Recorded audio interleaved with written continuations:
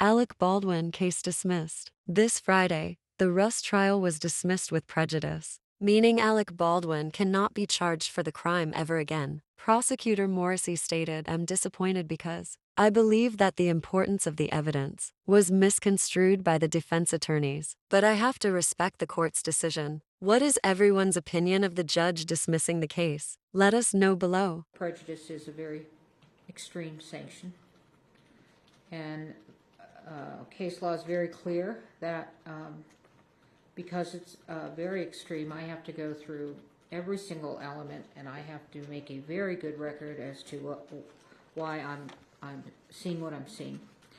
So, in order to establish a Brady violation, the defendant must show that the prosecution suppressed evidence, the evidence was favorable to the accused, and the evidence was material to the defense. So let's go through the elements. Suppression of evidence.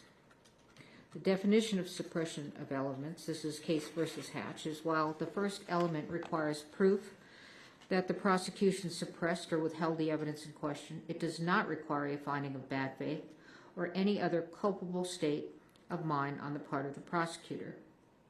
This prong is satisfied. The Santa Fe County Sheriff's Office and the prosecution failed to disclose the supplemental report to defense and provide defense an opportunity to inspect the rounds collected into evidence that Mr. Teske gave. Is the evidence favorable to the accused? The second Brady element is whether the suppressed evidence was favorable to the accused, either as impeachment or exculpatory evidence. This prong is satisfied. The suppressed evidence is favorable to the accused. It is impeachment evidence, has even been offered in this trial as impeachment evidence, and is potentially exculpatory to the defense. Critically, the exculpatory value cannot be analyzed at such a late juncture because of the non-disclosure. Is the evidence material?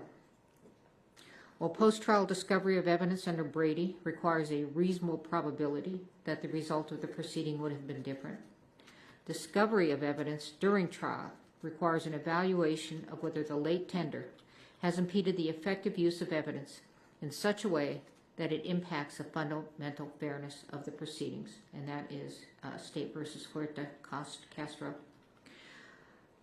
This evidence is material. The late discovery of this evidence during trial has impeded the effective use of evidence in such a way that it has impacted the fundamental fairness of the proceedings. The defense is not in a position to test the state's theory as to the source of the live rounds that killed Ms. Hutchins.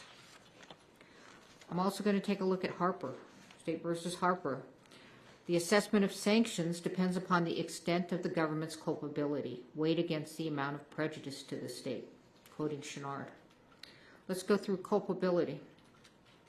Our case law generally provides that the refusal to comply with a district court's discovery order only rises to the level of exclusion or dismissal where the state's conduct is especially culpable, such as where evidence is unilaterally withheld by the state in bad faith, or all access to the evidence is precluded by state intransience.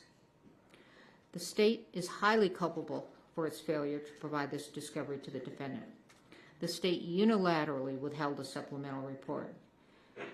Santa Fe County Sheriff's Officer made the decision, and apparently also with the prosecutor, as pursuant to Hancock's testimony, that the evidence was of no evidentiary value and failed to connect the evidence to the instant case.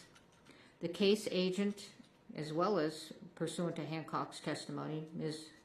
Morrissey, was aware of the new evidence and yet did not make an effort to disclose it to defense. The state's willful withholding of this information was intentional and deliberate. If this conduct does not rise to the level of bad faith, it certainly comes so near to bad faith as to show signs of scorching. Prejudice. When discovery has been produced late, prejudice does not accrue unless the evidence is material and the disclosure is so late that it undermines the defendant's preparation for trial. The court concludes that this conduct is highly prejudicial to the defendant. The jury has been sworn, jeopardy has attached, and this disclosure during the course of trial is so late that it undermines the defendant's preparation for trial. There is no way for the court to right this wrong. Lesser sanctions under Harper. Trial courts possess broad discretionary authority to decide what sanction to impose when a discovery order is violated. State versus Lemire. The sanction of dismissal is the only warranted remedy. The jury has been sworn, jeopardy has attached, and a mistrial would not be based upon manifest necessity. Further, the sanction of dismissal is warranted in this case. The state has repeatedly made representations to defense and to the court that they were compliant with all their discovery obligations. Despite their repeated representations, they have continued to fail to disclose critical evidence to the defendant. Brady and Harper are satisfied. Dismissal with prejudice is warranted. Court also has power, inherent power. Per State versus Lemire, where discovery violations inject needless delay into the proceedings, courts may impose meaningful sanctions to effectuate their inherent power and promote efficient judicial administration. The state's discovery violation has injected a needless, incurable delay into the instant jury trial. Dismissal with prejudice is warranted to ensure the integrity of the judicial system and the efficient administration of justice. Your motion to dismiss with prejudice is granted.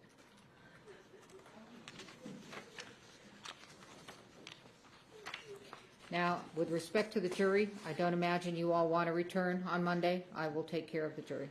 Thank you, Your Honor. We are in recess.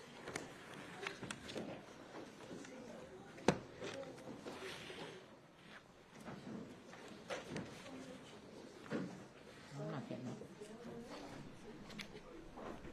I'm going to... Dismiss him, Judge. Dismiss him. Go ahead. Thank you all for your help. Stay all okay.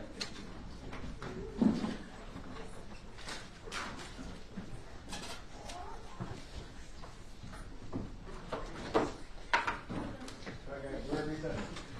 Get on the courtroom.